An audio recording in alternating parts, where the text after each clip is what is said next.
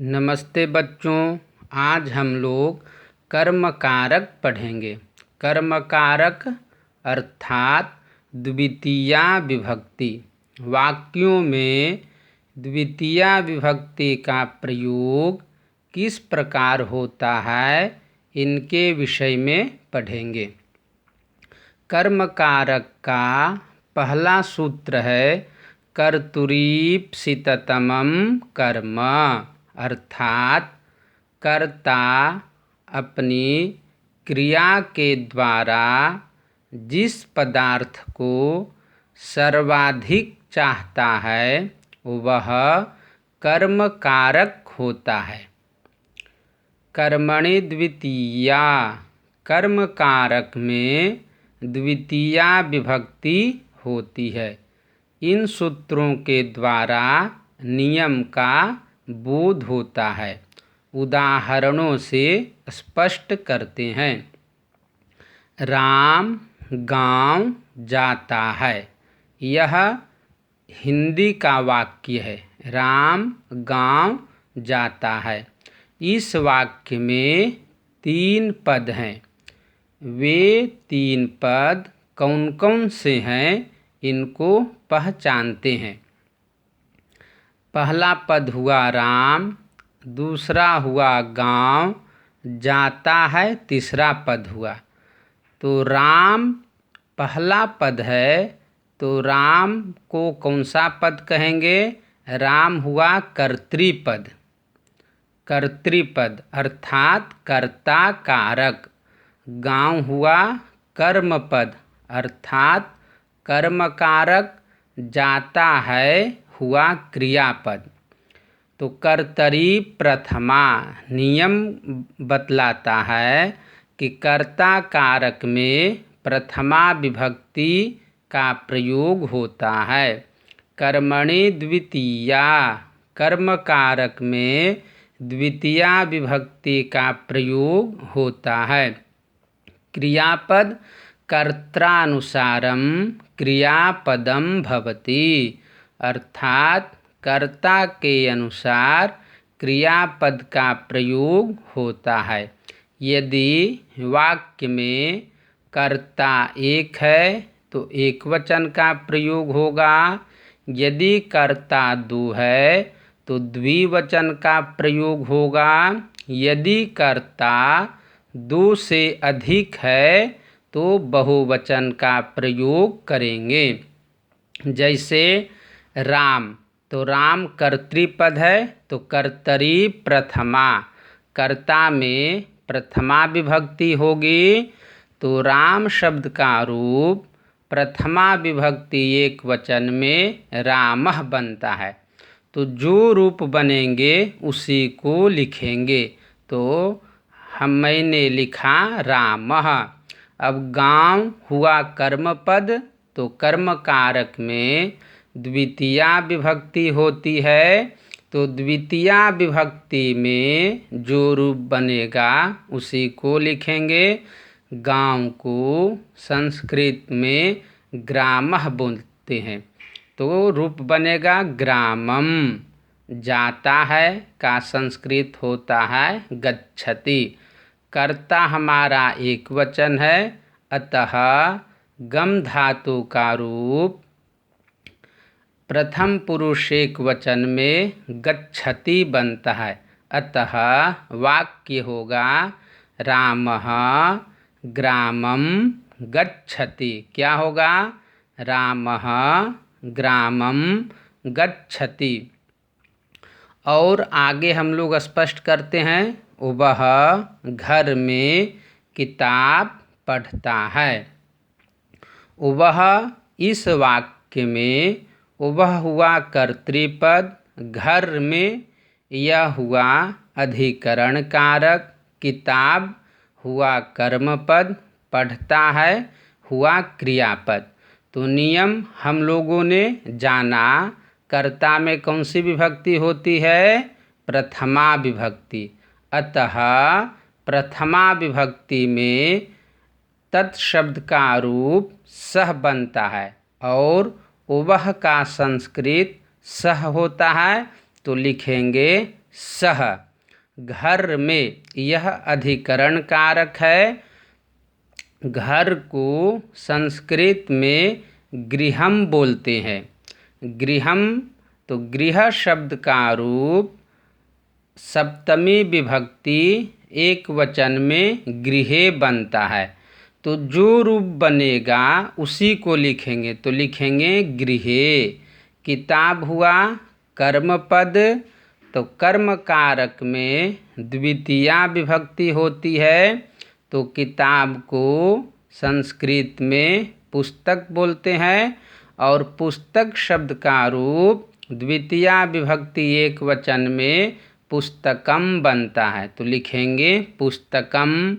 और स हमारा एक वचन है, तो पठ धातु का रूप प्रथम पुरुष एक वचन में पठती बनता है, तो लिखेंगे पठती।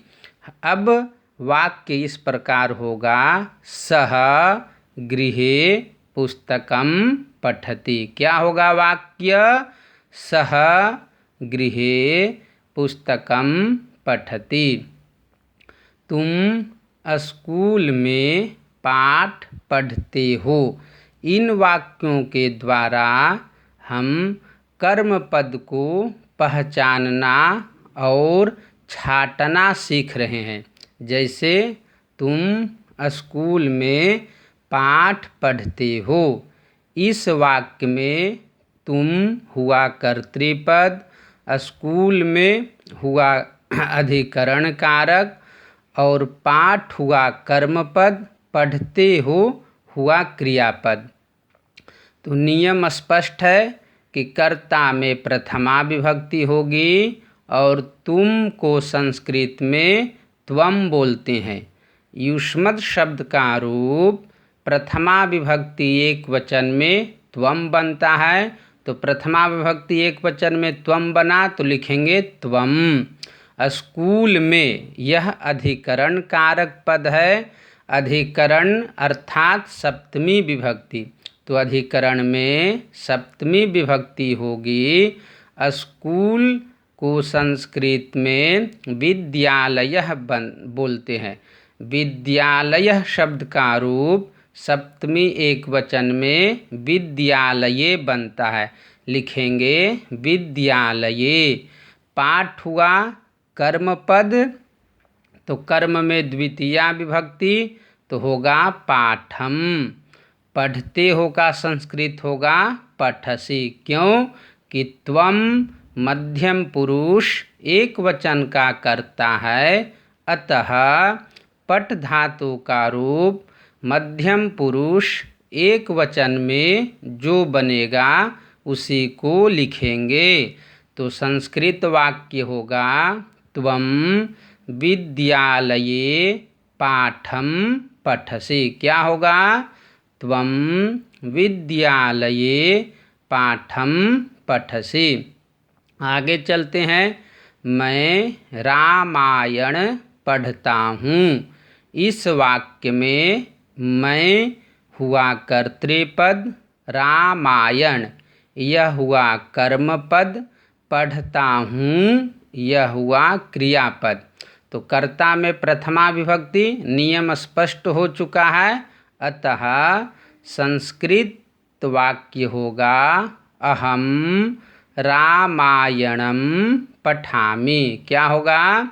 अहम रामायणम पठामि। मोहन संस्कृत पढ़ेगा। इस वाक्य में मोहन हुआ कर्तृपद, संस्कृत हुआ कर्मपद, पढ़ेगा हुआ क्रियापद, अतः संस्कृत वाक्य होगा मोहनः संस्कृतं पठिष्यति। क्या होगा? मोहनः संस्कृतं पठिष्यति। वह सत्य बोलता है। वह हुआ कर्तृपद, सत्य हुआ कर्मपद, बोलता है हुआ क्रियापद, अतः संस्कृत वाक्य होगा सः सत्यम वदति। वह दूध से भात खाता है, अर्थात दूध और भात को मिश्रित कर दिया, दूध में भात को मिला दिया।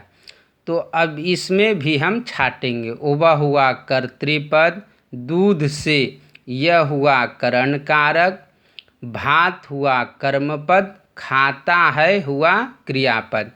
तो वह दूध से, कर्ता किसको सर्वाधिक चाहता है? भात को चाह रहा है, अतः भात हुआ कर्म कारक, दूध से, यह हुआ करण कारक।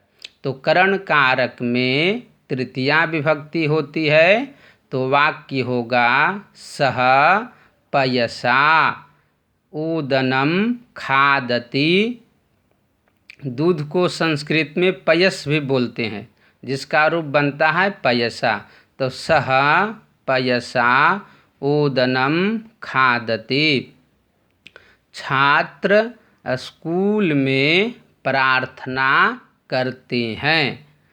इस वाक्य में भी छात्र सर्वाधिक प्रार्थना करना चाहता है, उन लोगों को पसंद है प्रार्थना करना, अतः प्रार्थना यह पद हुआ कर्म कारक, छात्र हुआ कर्ता कारक, स्कूल में यह पद हुआ अधिकरण कारक, करते हैं यह हुआ क्रियापद।